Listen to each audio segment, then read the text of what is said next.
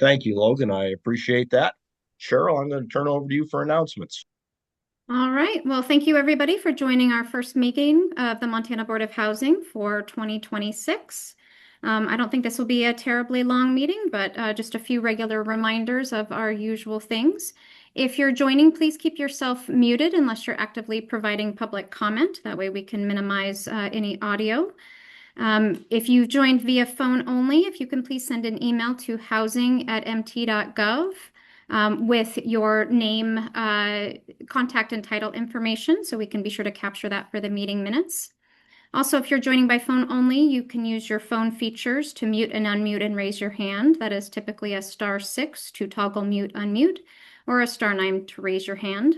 For those joining via the Zoom, you can use the microphone in the lower left hand of your corner to mute and unmute.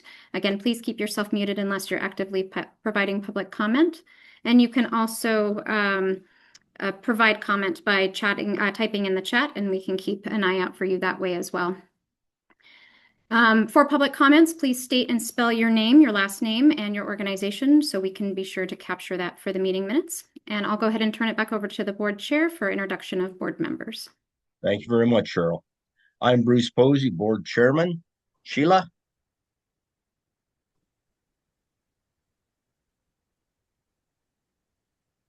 Are you there, Sheila?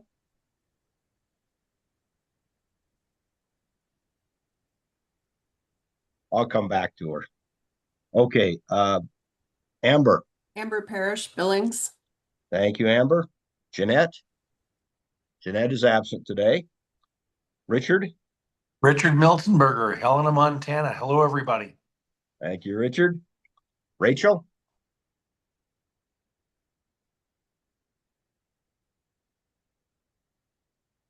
Maybe we're still trying to get Rachel on. I'm sorry, something happened. I clicked the wrong thing. Sorry. Hi, Rachel Arthur, Great Falls.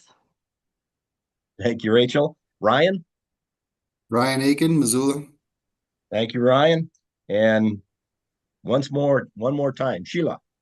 Good morning, everyone. Sheila Rice, Vice Chair, Great Falls. Thank you very much. Okay, Cheryl, back to you for the introduction of the board staff. All right, so I'm Cheryl Cohen. I'm Executive Director of the Board of Housing, and I'm just going to list off the names of the staff that we have joining us today. We have Jessica Michael, Homeownership Program Manager, Joe DeFilippis, Operations Manager, Megan Sojourner, Administrative Supervisor, Kelly Garigula with the Multifamily Allocation Team, Jason Hansen, Multifamily Program Manager, Danielle Bauer, Daily Ops Supervisor, Bruce Brensdell with the Multifamily Allocation Team, Brian Barnes, Multifamily Asset Manager, Jesse Ennis, Mortgage Servicing Program Manager, Logan Kohlberg, Executive Assistant, Ashley Miller, Accounting and Finance Supervisor, Julie Flynn, Community Housing Program Manager, Nicole Newman, Program Specialist with the Community Housing Team, Charlie Brown, Homeownership Program Supervisor, and Vicki Bauer, Accounting and Finance Manager. Have I missed any board or commerce housing staff on the call? All right, I'll turn it over to Joe to introduce the public participants we've got joined today. Sure. We've got a little technical difficulty too. Someone's able to draw on the attachments here, so we're trying to figure that out as well. There's some weird yellow lines happening. So, all right, let's go ahead. Alex Burkhalter, Ashley Miller, Austin Trunkle, Charles Alvarez, Drew Page, Jack Jensen, John Wagner, Mina Chu, Misty Dalkey, Nathan Bilyeu, Nicole Newman, Patrick Zhang, Tyler Currents, and I believe that's it. Am I missing anyone? I think I got everyone there. All right. Okay, thank you, Joe. Thank you, Cheryl. Appreciate it.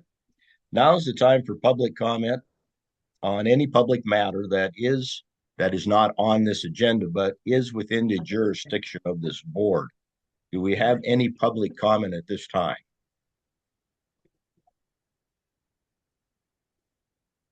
Seeing none, Chair Posey.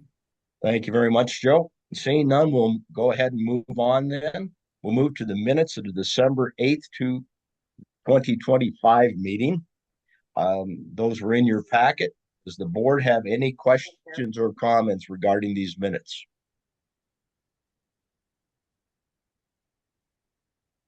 Any board comments or questions? Do we have any public comments or questions regarding these minutes? Seeing none, Chair Posey. Thank you very much, Joe. That being the case, may I have a motion and a second for approval of the minutes of the December 8th, 2025 Montana Board of Housing meeting? This A is motion Ryan. Also to move. approve. Oh, sorry, Ryan. No worries. You can be the mover. I'll second. Okay. Okay, it's been moved and seconded. All in favor, please say aye. Aye. I Aye. Opposed, same sign. Motion carries. Thank you very much. On to the finance program and Vicky.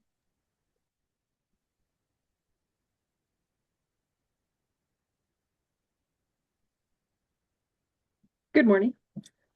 In reviewing my dashboard, I did just realize that the agenda item that coincides with the bar graphs that are provided in your board packet do state that those balances are for the end of August, and I apologize for that. They are for the end of November. I had missed updating that part of my agenda item when I prepared it. On the dashboard, you'll see the bar graph at the top, which shows the investment diversification for the funds that Board of Housing holds.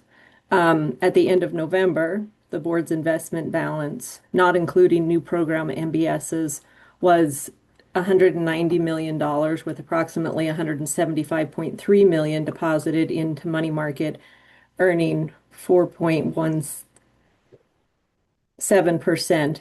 The money market balance includes $19.6 million of debt service and mortgage reserves, as well as $83.5 million of acquisition account for the 2025A and 2025B bond issues.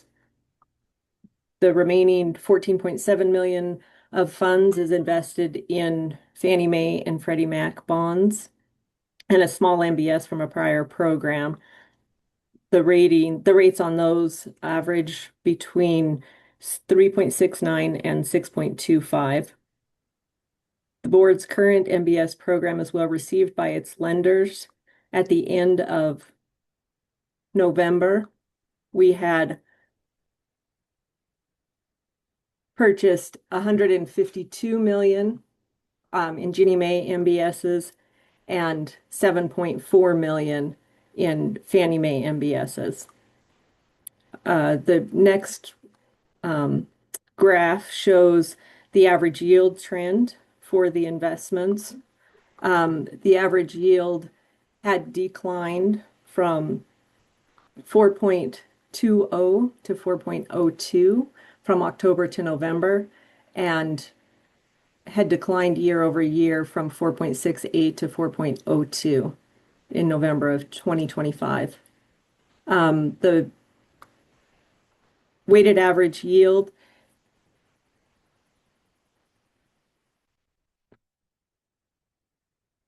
these averages do not include the rates on the MBS. The MBS is held in our program funds. Regarding the bonds outstanding, the balances of bonds outstanding as of December 1st, this was after the debt service payments were made. The board had a total of $731.9 million of bonds outstanding. That does include 75,000 multifamily bonds, which is a very small balance that's still remaining in our indenture there, as well as the teachers program, which was a GEO bond issue that we did in, I believe it was 2005, and it has about just over $86,000 remaining. We're working with the finance team currently on the 2026 A bond issue. It's currently set to be a $70 million bond issue.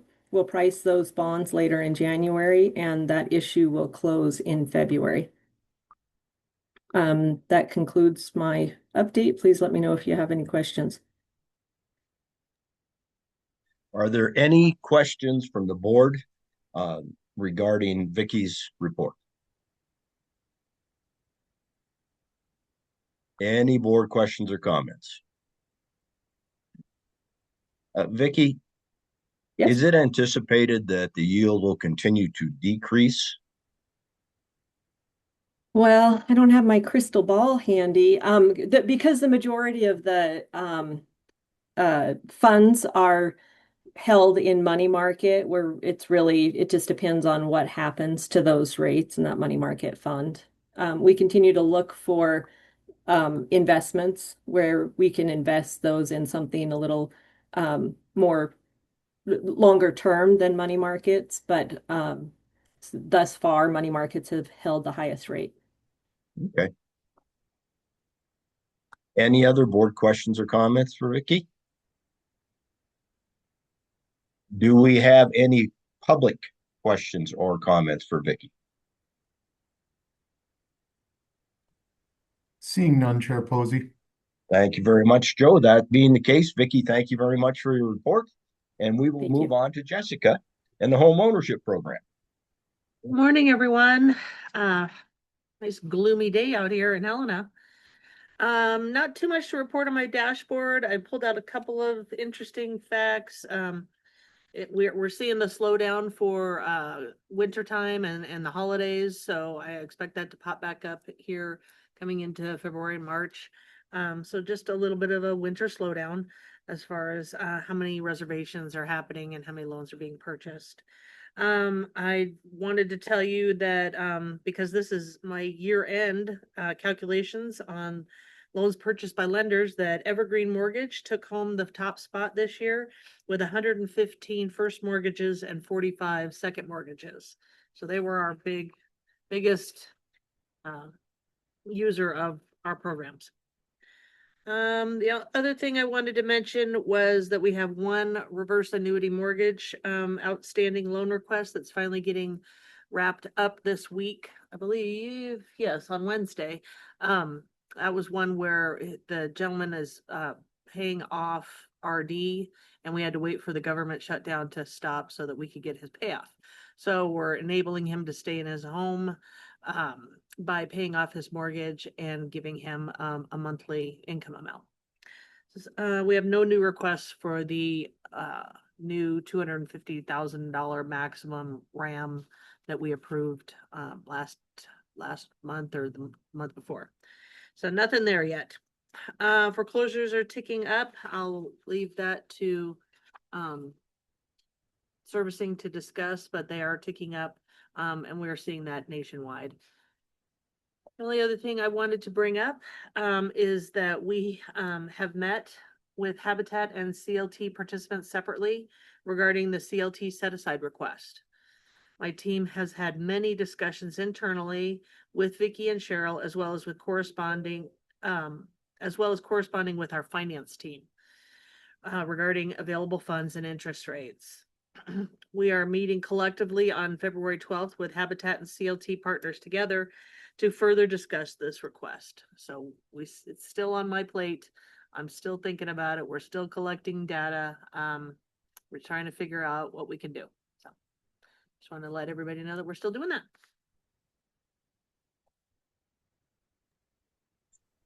Do we have any board questions and or comments for Jessica on her report? Jessica, thank you for working on the Habitat CLT thing. I think that's a really important piece, and I like that we're taking our very deliberate time to figure that out. Thank you. Yes, many hours of thinking and discussing. Other board questions or comments? Jessica, since Evergreen provided us with the most loans, where are they operating out of? I know that Evergreen Mortgage, they received a bunch of their lenders from Opportunity Bank when they left Opportunity in 2022. No, 2023, 2 years ago right before I started.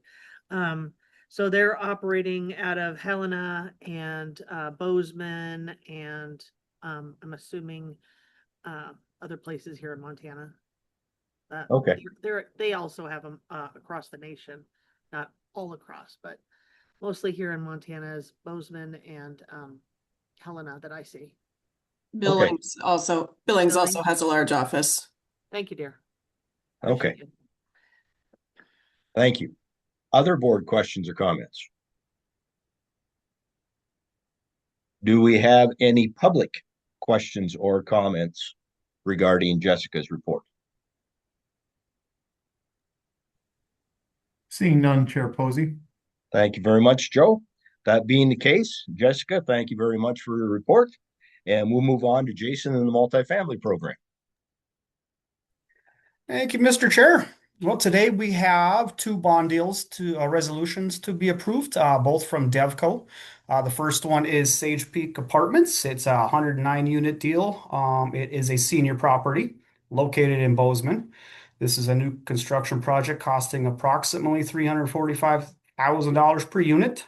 And the bond amount is to not exceed $21 million. Unit AMIs will average 60%, and staff recommends this approval.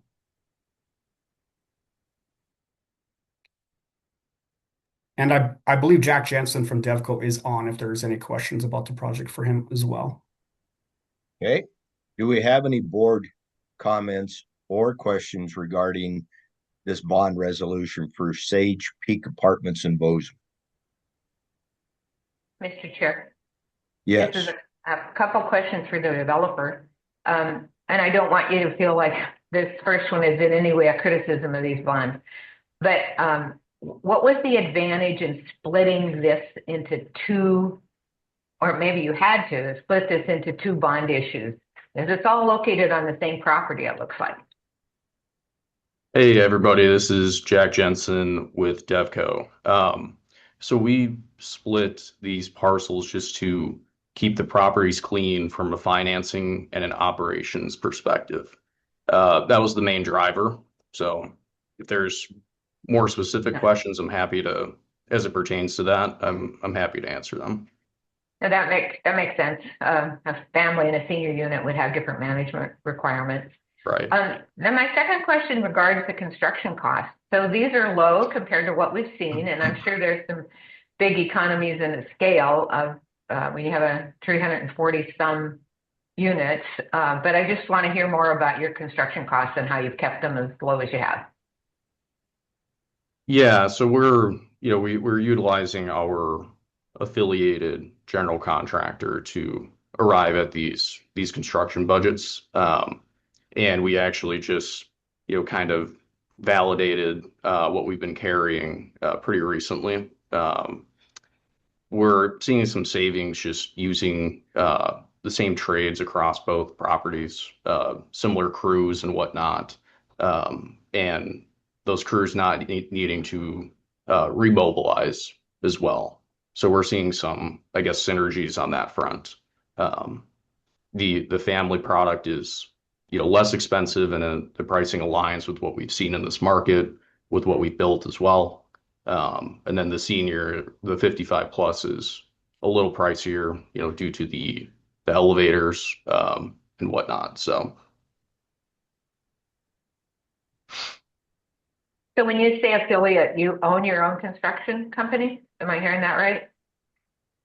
They're an affiliated general contractor called Devco US Construction.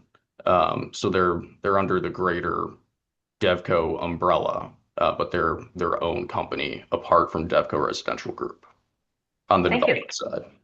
Thank you. Yeah. Other board comments or questions? Do we have any public comments or questions regarding Sage Peak Apartments?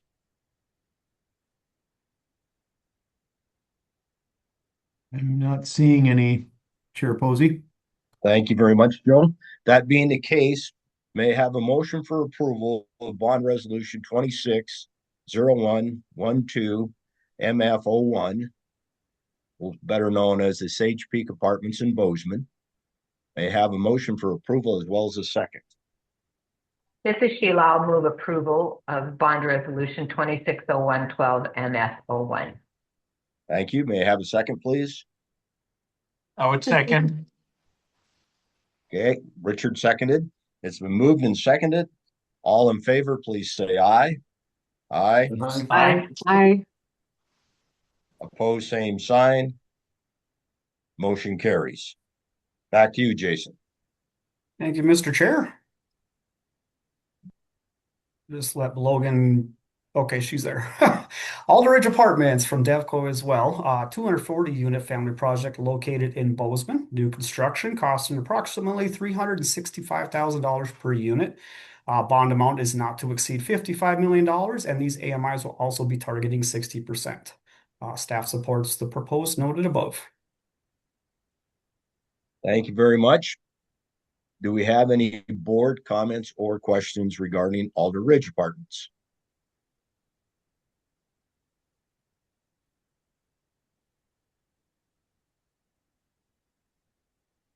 Mr. Chair, I think I do have a question, but I just found it, so I might be struggling a little bit here. But in the market study at the very end, it said market rents, 1,900 and 2,100, one and two bedrooms respectively. And I was thinking that's what I also saw on the monthly rents for these units. So I apologize for struggling here a little bit. Maybe the developer can help me. How far below market rents are you? Based on the current market rents and what we are underwriting to, we're seeing what we call a rent advantage between 15 and 20%. I apologize. I see that now. Thank you. Thank you for taking the time with me. But yeah, they're 15 to 20% below what the market is calling for. Okay, thank you. That's right. Do we have other board questions or comments?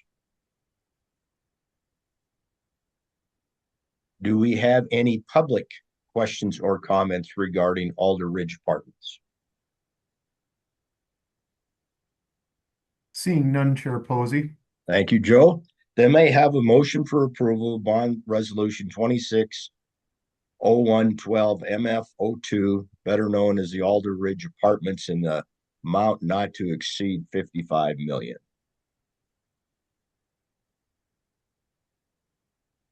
This is Ryan. I'll move to approve.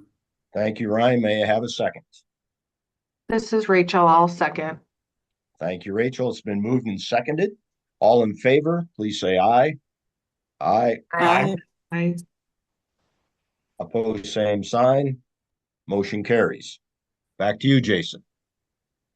So multifamily, the dashboard update, there's really nothing to update. Just put in the new dollar amounts on the Go Housing funds as well as MBOH funds.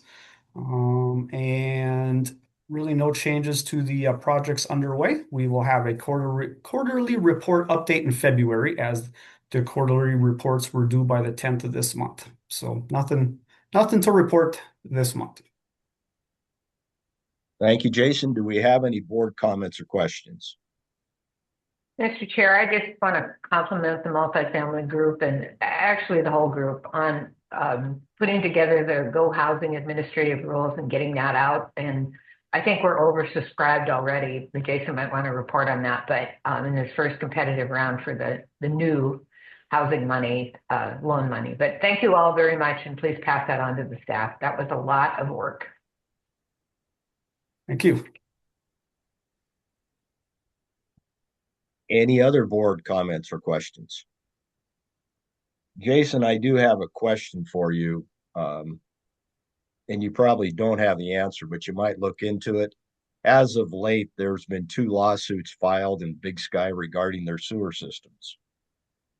And I'm just curious if our project that we approved in Big Sky is part of that.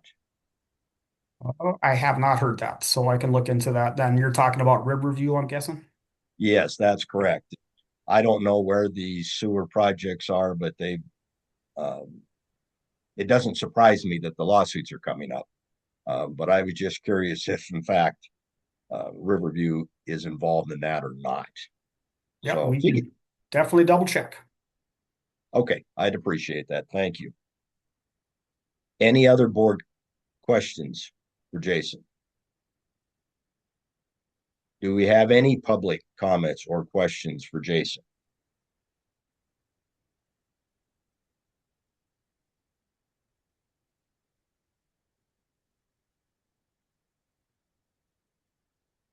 Well, hearing none, we'll go ahead and move on. Jason, thank you very much for your report. And let's go to the mortgage servicing program. And Jess. All righty. Thank you, Mr. Chair. Going to work through the dashboard for servicing for December. So our total portfolio loans were right at 9,550. Our total principal for all loans were just shy of 694 million. You'll notice that our lost draft bucket reduced roughly 84,000 from the month before. So the staff did a great job getting that hazard insurance money for claims out the door and getting some of those paid. We had actually 2 foreclosures in the month of December, bringing us to 9 total for the calendar year. Late fees are just right around $35,000 for that month.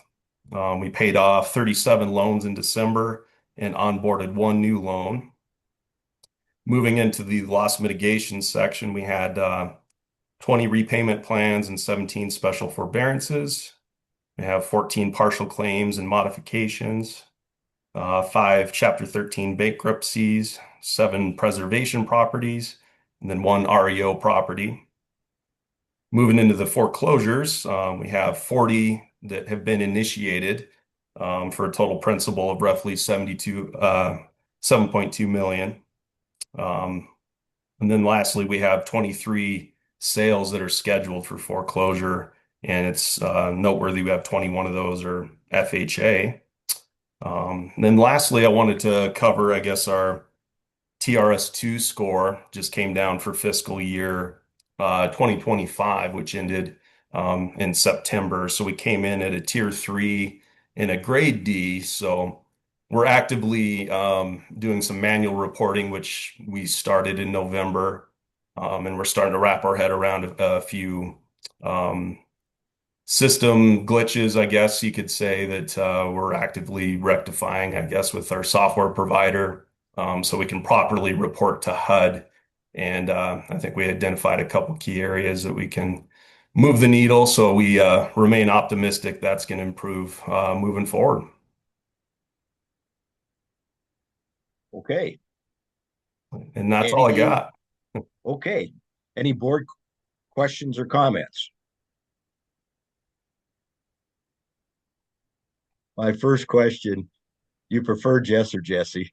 Either one works for me. Okay. Just wanted to make sure. I do have a question for you, Jesse. Yeah. In the past, when we were in our foreclosures, many of them had a third-party buyer at the sale. Are we seeing that anymore? Yeah, we are seeing a few of those. I think for the year, I'd have to double check my sheets, but I think we had for the year, 5, 6 kind of in there. I believe the 2 this last month, we did not get outbid on those. So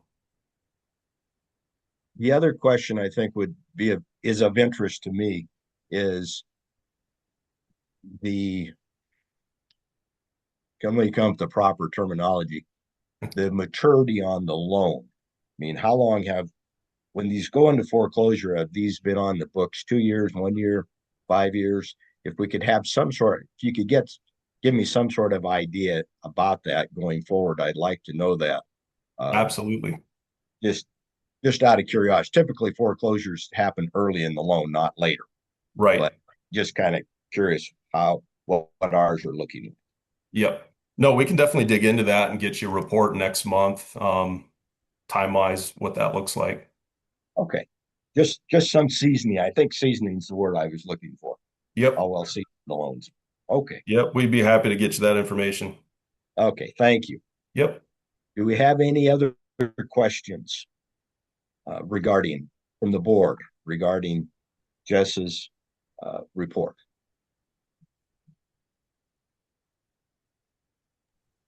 Do we have any public comments or questions regarding Jess's report? Seeing none, Chair Posey. Thank you very much, Joe. That being the case, Jess, thank you very much. We appreciate it. And we will move on now to the operations program. Mr. Chair, I'll go ahead and take this first one, Joe, if you don't mind. Go right ahead. So this first one is just a board calendar date request change. So when we put together the 2026 board calendar, I had assumed the week of the NCSHA Executive Director Workshop to be, the same week that had happened the year prior.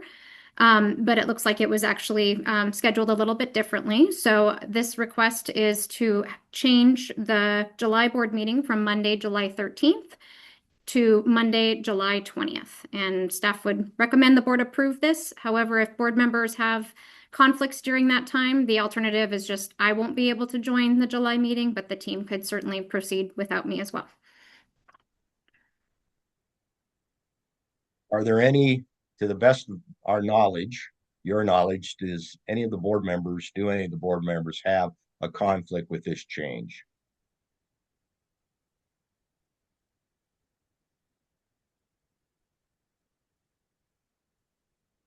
Well, hearing none at this point, I would ask, I guess, for a motion, since we approved this. Can we have a motion for approval of the change that would move the July meeting to the 20th, Monday, the 20th of July? May I have a motion as well as a second, please.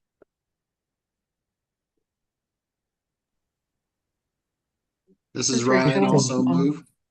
Okay, Ryan moved. Rachel, Okay. second. Thank you, Rachel, and thank you, Ryan. It's been moved and seconded.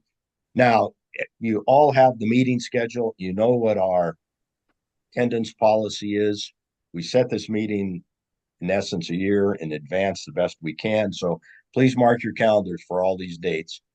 As many times I've said, and I will say again, it's important that we have all our board members on to best handle the business at hand for every meeting. So there you go. Okay, Cheryl, back to you.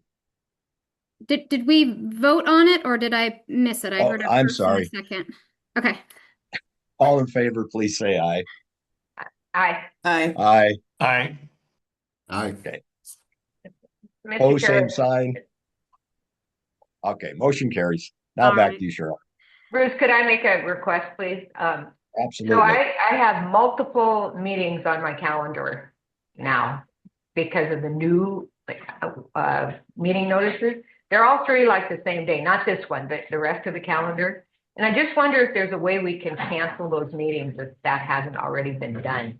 It just gets confusing for, the gray hairs that aren't used to this. Absolutely, Sheila. I'll follow up with Megan and Logan to make sure that we just have one meeting invite with the Zoom link and no Teams links going forward. Thank you. Very helpful. Appreciate that. So I can go ahead and take the rental assistance dashboard, which is next. So we did do some adjustments on this dashboard for the board. And just as a reminder, we're sharing this as informational purposes, although the rental assistance, the Public Housing Authority at Commerce is not under the board's policy purview. But wanted to give you a sense of where we were at.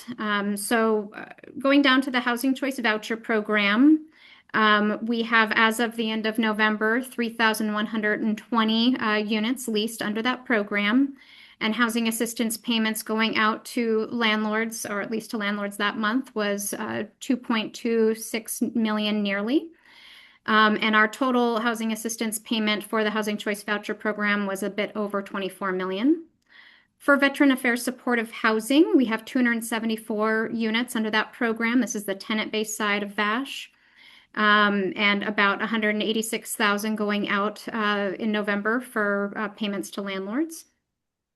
The moderate rehabilitation program, these are project-based units with rental subsidy. The mod rehab program is a fairly old, antiquated HUD program. The rents for those projects are set quite low. And we've had a lot of those properties now exit their period of affordability. So you're going to see some unit reductions on this dashboard as we go forward. You'll see that at the end of October, we had 67 paid units, which dropped to 48 the following month in November. Mainstream vouchers serve non-elderly persons with disabilities. So below this age of 62, it can be a single individual or a household, as long as at least one member of the family has a disability and is under the age of 62. We have 20 vouchers leased. For this program, we do have, I believe, 78 vouchers altogether that are allocated. We've been having monthly meetings with the Department of Public Health and Human Services for referrals for this program, and we have been receiving more referrals. The participants in this program have 120 days to use their voucher on a rental unit in the private market. And we're seeing just a little bit of slowdown in between the time people are issued a voucher and kind of getting all the paperwork back to us. So we're working to leverage our relationships with public health and the case managers that may be working with these families to help get them to the finish line. For project-based VASH, this is right now the Freedom's Path at Fort Harrison, and you'll see that the units paid is low because we had issued a property-wide suspension of the housing assistance payments going back to last July 2024 as we work through some litigation matters. These have been covered in the media a little bit in the past. It essentially relates to the presence of lead-based paint hazards at the property. The property owner did do what's called a repair and painting method to address some of that deteriorating paint over the late summer and fall. And I believe we had 6 veterans move into the property last month. So hopefully we'll see an increase there. Still working out some nuanced issues with that particular project. For the Emergency Housing Voucher Program, EHV, this was a one-time only program under the American Rescue Plan Act, and we're now under the directive from HUD to transition EHV vouchers to regular housing choice vouchers, which is what we're in the process of doing. So you'll continue to see the number of paid units or leased units under that program decrease, and they'll be moved over to the main housing choice voucher program. For project-based Section 8, we have 85 contracts with different properties out in the community. This is under our project-based contract administrator role for HUD. So we have some oversight and monitoring requirements for these programs, but HUD directly provides the funding. And so we go out and do management and occupancy reviews and support with contract renewals and rent adjustments for those projects. And then we also finally have the 811 Project Rental Assistance Program. This was a demonstration project under a 2015 NOFO. We had to do our closeout expenditure plan for this particular program last year. We now only have 2 projects participating in 811. This program also serves non-elderly persons with disabilities like the mainstream vouchers, but it's project-based instead of tenant-based. And you'll see the note there that the 811 HAP dispersed and balanced are from ELOCs. So these are, that's one of HUD's systems that we use for that program. And then finally, we've included the breakdown for our rental assistance waiting lists and the change that has occurred over the last couple of months, and then also since opening the wait list in July. And you'll see a couple of notes at the very bottom. So we issued just shy of 700 vouchers between July 1 of 2025 and the end of the year. So those families are looking to use their voucher in the private rental market. That was after screening about 3,400 families for eligibility. So we now have 450 housing choice vouchers on the street, and if you include veteran affairs vouchers as well as vouchers issued to families that are moving locations, that's about 605 vouchers out on the street altogether. So there's been a lot going on with the Housing Authority, but this is where we're at. We did hear back from a contact with Senator Daines' office. We had hoped that we would be able to retain our increased budget authority that we had as a result of the fair market rent reevaluation we did. As of right now, our December 2-year tool with HUD is showing that we're at risk of offset of potentially several $1 million. So that is a struggle. Commerce and other local public housing authorities have a meeting tomorrow to discuss any additional outreach or correspondence that we may want to have with our federal delegation or with state leadership to try to preserve that increase in funding. So the folks that have a voucher issued can be able to utilize it. But absent something happening at the federal level, it looks like our budget will likely be reduced from the 31.7 million that it was increased to this year back down to somewhere around the 26 million mark. And that's what I have for rental assistance. Oh, we got you on mute, Bruce. Okay. Do we have any questions for Cheryl? Any questions from the board? Do we have any public comments or questions regarding Cheryl's report to this point? Seeing none, Chair Posey. Thank you, Joe. That being the case, Cheryl, go ahead and continue. All right. Joe, you want me to let you off the hook or you want to do some? No, that's okay. I got it. That'll be go for fine. I'll do this part. Just the next board meeting is Monday, February 9th via Zoom at 8:30 a.m. Hope to see you all there. Save the date. Talk again about the board membership opportunities for NCSHA LegCon, March 9th through 11th. We've talked about this prior to, so please, if you can go, and then you can contact Cheryl and Logan if you're interested in attending LegCon there in DC. Contracts and procurement, we're still negotiating some items with emphasis. That is our kind of our enterprise system for housing, Board of Housing. So we are hopefully going to meet with them this week here to kind of finalize that negotiation with them and get that contract renewed ASAP. Personnel, I'm sorry, Frontier Strategies too. This is Dan Drislane, who's been helping us. He's been hired as a consultant last April, helping us through the whole process of gathering information from our current system and moving forward with a request for proposal, which hopefully will be happening soon for the replacement of our software system. That's a legacy system. So that'll be happening hopefully here in the next month or two, and we'll give you updates as we go forward. Personnel, lots of things happening here. Jason Krebs accepted the position as the new Housing Choice Voucher Supervisor. He previously served as our Housing HCV Waitlist Coordinator here when he came back from Kansas City. So welcome aboard, Jason, to the supervisor role. Multi-development team has hired Emmy Steve. She's a half-time person in the mortgage servicing team as the property preservation and conveyance coordinator. And so she has moved over into Jesse Ennis's vacated position. So congratulations to Emmy. Doug Jensen, longtime person here. He is now going to take on as well the loss mitigation supervisor position and still do his same duties as he was doing before in home ownership with all of the foreclosures that he's been handling too. So, and then Caitlin Reich, who was serving as our loss mit team member in the default and loan bond and specialist, she's shifted positions to fill that loan and bond specialist on the loss mit team vacated by Michelle Todd. Her new position is going to be focused on FHA and other reporting for mortgage servicing. Caitlin's got previous experience in this reporting position from her prior tenure with the board. We're currently recruiting for that early default loan and bond specialist position right now. So I think we've got some interviews that have been wrapped up or continuing to go on here for the next few weeks, but hopefully get that position filled as well too. And I think that's about it for my dashboard part, and I'll hand it back over to Cheryl unless there's any questions from you guys regarding contracts or personnel or anything like that for me.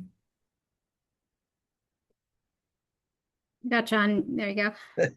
Do we have any board questions or comments for Joe?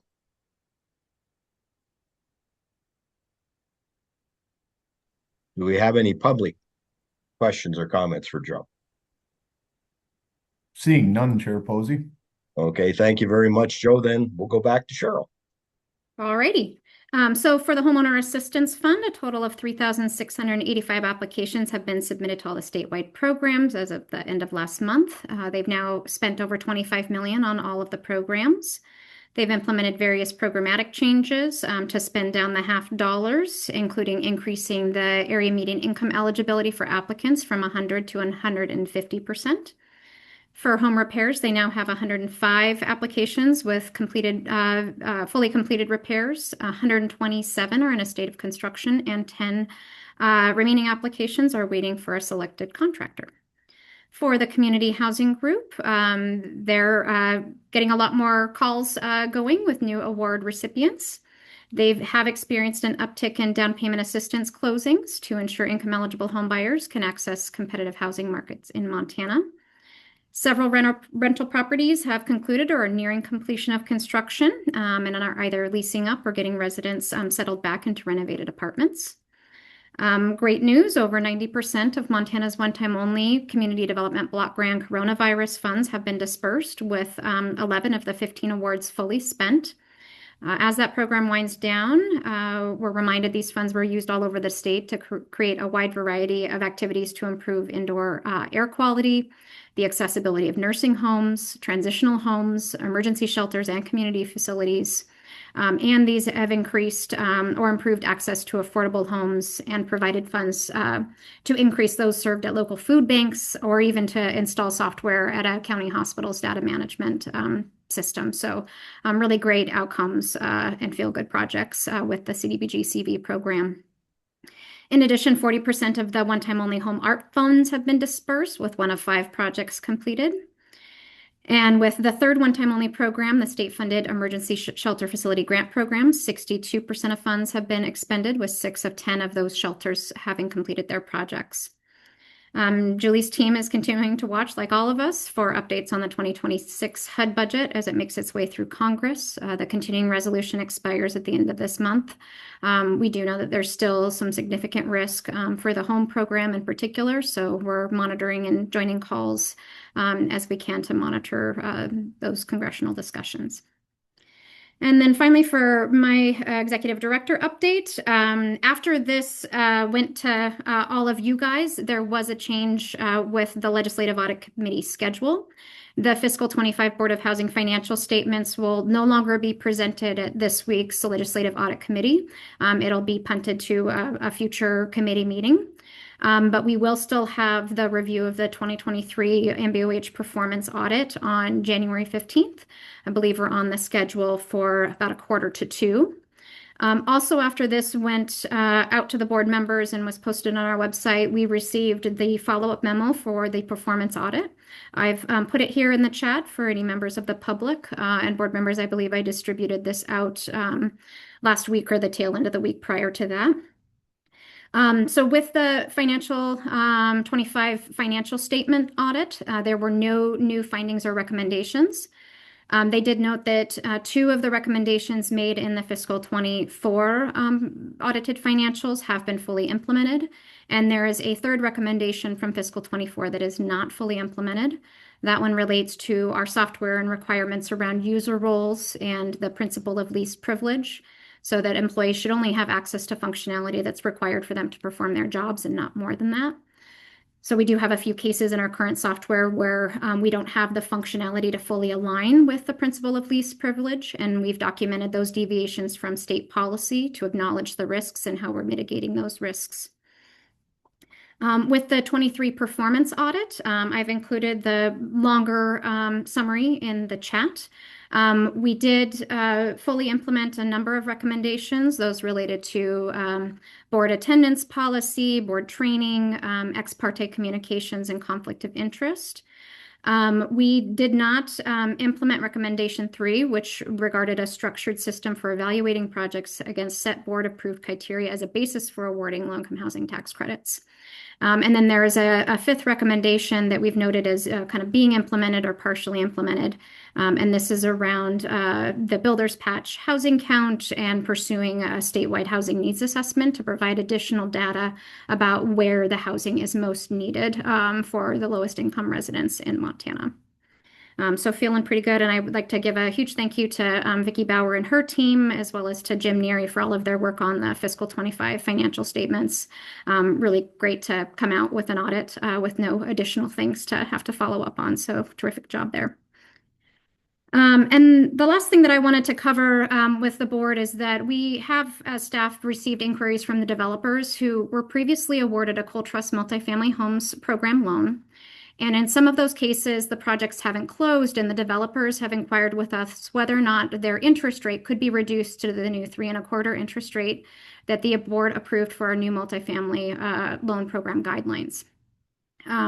Just to make really clear, the interest rates under the Coal Trust Multifamily Homes Program were tied to the average performance yield of the Coal Trust Tax Fund, as posted by the Board of Investments. The average rate for those projects is right around 4%. Since those loans were approved under the parameters of House Bill 819 in the 2023 legislative session, which specifically tied that interest rate to the Coal Trust Tax Fund, there is not an ability to modify the rates to the new 3.25% rate, since it wouldn't align with the legislative intent or statute in effect at the time of those loan approvals. The board, our board of directors, does not have legal authority to approve deviations from that interest rate formula that was prescribed by the legislature. So I know that everybody was trying to get creative, and we totally understand the rationale for asking the question. But for those developers with an old Coal Trust Multifamily Homes Program loan, you will need to maintain at the same interest rate as what was provided at time of approval.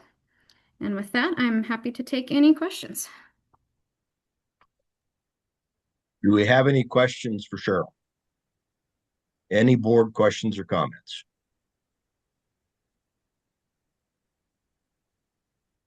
Once again, my only comment will be, and it's more back to what Joe was saying, is if you can make the LegCon, by all means, we'd like to see you be able to do that. So I do think it's important that we get our board back there to meet with our hired help, as we would fondly refer to them. But so they understand that we are interested in what they're doing, that it's important to us that they hear us. So if you can make it, it'd be great. Other questions, comments? Any My public? apologies, Chair Posey. Go ahead. No, that's fine, Joe. Is there any public comments or questions, Joe? Seeing none, Chair Posey. Okay.